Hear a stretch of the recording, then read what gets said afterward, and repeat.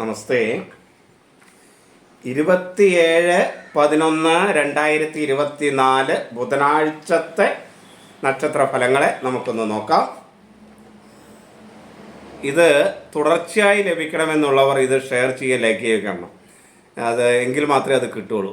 നിങ്ങൾ നക്ഷത്രഫലം ലഭിക്കുന്നില്ല എന്ന് എന്നെ ഫോൺ ചെയ്ത് പറഞ്ഞിട്ട് ഒരു കാര്യമില്ല. അപ്പോൾ അതുകൊണ്ട് നിങ്ങൾ ലൈക്ക് ചെയ്യുക, ഷെയർ ചെയ്യുകയൊക്കെ ചെയ്യാൻ പ്രത്യേകം ശ്രദ്ധിക്കണം.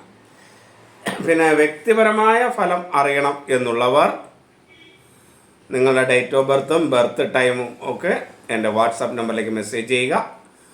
അതിനൊരു ഫീസ് ഉണ്ടായിരിക്കും. എൻ്റെ എല്ലാ പോസ്റ്റുകളിലും കാണുന്ന നമ്പർ വാട്സാപ്പ് നമ്പർ തന്നെയാണ്. നമുക്ക് നക്ഷത്രഫലത്തിലേക്ക് വരാം. മേടം, ധനു, മകരം രാശിക്കാർക്ക് ഗുണകരമാണ്. ഈ ബുധനാഴ്ച ഗുണകരമാണ്. അതേപോലെ ഇടവം, കന്നി, കുംഭം രാശിക്കാർക്ക് മധ്യമമാണ്. ഇടവം, ചിങ്ങം, തുലാം, വൃശ്ചികം രാശിക്കാർക്ക് ദോഷമാണ്. കർക്കിടകം, മിഥുനം, മീനം രാശിക്കാർക്ക് കഠിനമായ ദോഷവും ആണ്. ഇത് നമുക്ക് ഒന്ന് വിസ്തരിച്ച് നോക്കിയാൽ, മേടം രാശിക്കാരെ സംബന്ധിച്ചിടത്തോളം കുടുംബത്തിലൊരു സന്തോഷവും ആരോഗ്യപരമായ നേട്ടങ്ങളും ധനവും മനസുഖവും ഒക്കെ ഉണ്ടാകുമെങ്കിലും ഈ വേണ്ടപ്പെട്ടവർ ചിലപ്പോൾ ശത്രുതാ മനോഭാവത്തിൽ പെരുമാറുന്ന ചെറിയ പ്രയാസം ഉണ്ടാക്കും. അതേപോലെ ഇടവം രാശിക്കാണെങ്കിൽ കുടുംബകലവും മനോദുഃഖവും ഒക്കെ ഉണ്ടാവും.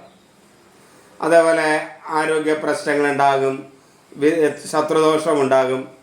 കുടുംബത്തിൽ ഒരു ചെറിയ കലഹാന്തരീക്ഷം നിലനിൽക്കും.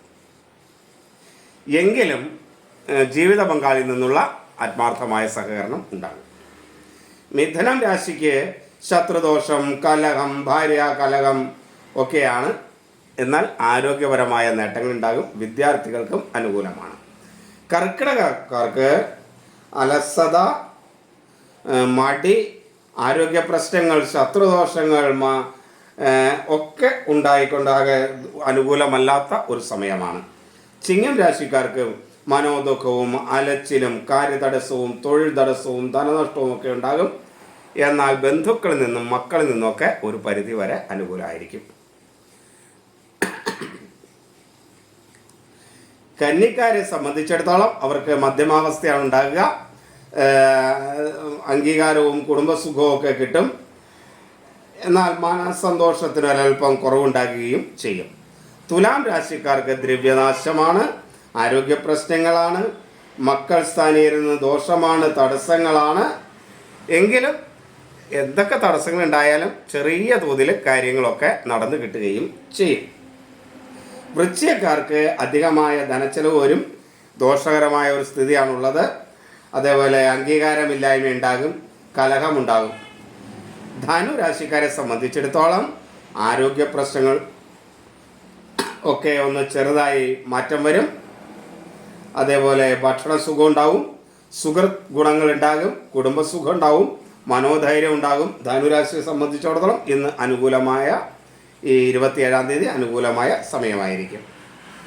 മകരം രാശിക്കും അനുകൂലമാണ്. സ്ഥാനപ്രാപ്തി, ധനം, ഐശ്വര്യം, കാര്യവിജയം, അംഗീകാരം ഒക്കെ ഉണ്ടാകും. എന്നാൽ ചെറിയ കലഹം ഉണ്ടാകാനുള്ള സാധ്യത പലയിടത്തും ഉണ്ട്. അത് ഒഴിവാക്കുന്നത് നന്നായിരിക്കും. കുംഭം രാശിക്കാർക്ക് ഭക്ഷണസുഖം, ധനവരവ്, അതേപോലെ ശത്രുനാശം, വൈരാഗ്യം ഒക്കെ വൈരാഗ്യവും കലവും ഒക്കെ ഉണ്ടാകും. എങ്കിലും വിജയം ഉണ്ടാകും. മധ്യമാവസ്ഥയാണ് കുംഭം രാശിക്കാരെ സംബന്ധിച്ചിടത്തോളം.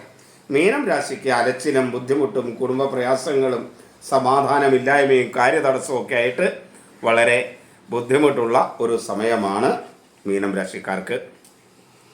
ഇത് ചന്ദ്രാധിഷ്ഠിതമായ രാശിഫലമാണ്, ആരുടെയും ജാതക ഫലമൊന്നുമല്ല. അപ്പോൾ ചന്ദ്രാധിഷ്ഠിത രാശിഫലം നിങ്ങളുടെ ജീവിതത്തെ ഒന്ന് ചിട്ടപ്പെടുത്തുന്നതിന്, നാളത്തെ ദിവസം എനിക്ക് അനുകൂലമാണോ പ്രതികൂലമാണോ എന്നൊക്കെ മനസ്സിലാക്കിയിട്ട് മാനസികമായി ഒന്ന് തയ്യാറാകുന്നതിനും, അതേപോലെ ദോഷകരമാണ് എങ്കിൽ അങ്ങനെയുള്ളവരൊന്ന് ക്ഷേത്ര ദർശനം നടത്തുകയും നാമജപമൊക്കെ നടത്തി ആ ദോഷത്തിന് ഒരു പരിഹാരമായ രീതിയിലുള്ള കാര്യങ്ങളൊക്കെ ചെയ്ത് മുന്നോട്ട് പോയി ആ ദിവസത്തെ സന്തോഷപ്രദമായി കൊണ്ടുപോകുന്നതിനൊക്കെ ഈ ചന്ദ്രാധിഷ്ഠിത രാശിഫലം സഹായിക്കും. പിന്നെ നിങ്ങളുടെ ജാതകത്തിൽ നല്ല രീതിയിലാണ് ഗ്രഹങ്ങൾ നിൽക്കുന്നതെന്നുണ്ടെങ്കിൽ ഈ ചന്ദ്രാധിഷ്ഠിതമായ രാശിഫലങ്ങളുടെ ദോഷങ്ങൾക്കൊക്കെ ഒരു പരിധി വരെ കുറവുണ്ടാകുകയും ചെയ്യും. അപ്പോൾ എല്ലാവരെയും ഈശ്വരൻ അനുഗ്രഹിക്കട്ടെ എന്ന് പ്രാർത്ഥിക്കുന്നു. ഇത് ഷെയർ ചെയ്യുകയൊക്കെ ചെയ്യുക. എല്ലാവർക്കും നമസ്തേ.